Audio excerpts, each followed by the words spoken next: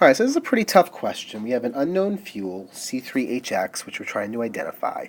And we know that if we burn 22 grams of it, we'll end up with this much water. And that's really all we're given. So one way, this is basically a formula problem. So it's kind of like finding the empirical formula. And one way to do that is to identify what is actually in the fuel. We know there's carbon and we know there's hydrogen, and that's really it. So if we can identify the mass of each of those, we can get somewhere. So all we're told is that a certain amount of water is produced. And if we look at this equation, water is produced. Water contains all the hydrogen that was originally in the chemical. In other words, there's no hydrogen produced anywhere else. So if we can figure out how much hydrogen is in 36 grams of water, we'll know how much hydrogen was in the original chemical. So there's two ways to do this. One of the easier ways is probably to look at water and say, okay, water contains 2 hydrogens and 1 oxygen. And each hydrogen is 1.01, so it has a 2.02 mass. Each oxygen is 16. So the total mass of water is 18.02. So we can find the percent of hydrogen by dividing 2.02 by 18.02. And that's going to tell us what percentage of water is actually hydrogen. And so when I divide those two, I get that it's 11.2%. So in a given amount of water, any amount of water, 11.2% of it's hydrogen. So in this situation, I had 36 grams of water.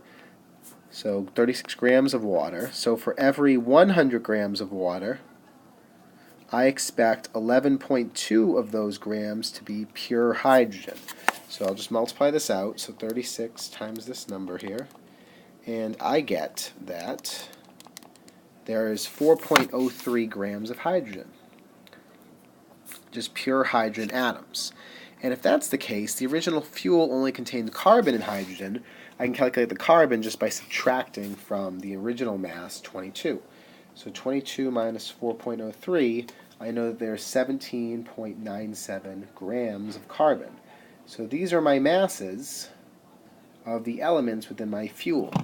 So again, I'm looking for a formula. Anytime I want to know the formula, I can't use masses, I have to use amounts. So I'm going to convert each of these into moles. So for carbon, that's 12.01 grams for 1 mole.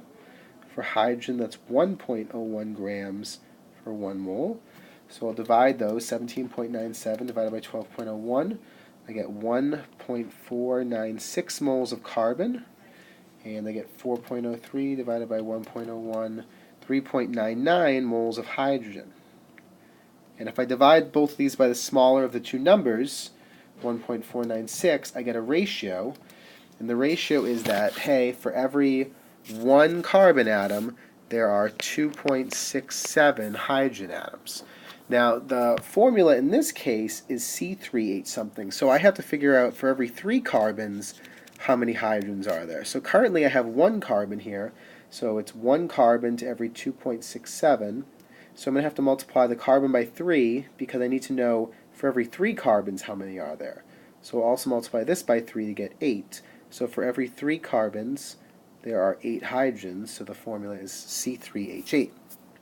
If the ratio were 1 to 2 at the end, I would say, okay, I still need to know for every 3 carbons, so I'd multiply both by 3, and I get 3 and 6, and that would be C3H6. But in this case, I did not get that. I got the C3H8. So a little bit roundabout, but that is probably what I would consider the easiest way to do this problem. So again, anytime you're dealing with a formula, you have to be figuring out how many moles of each chemical there are.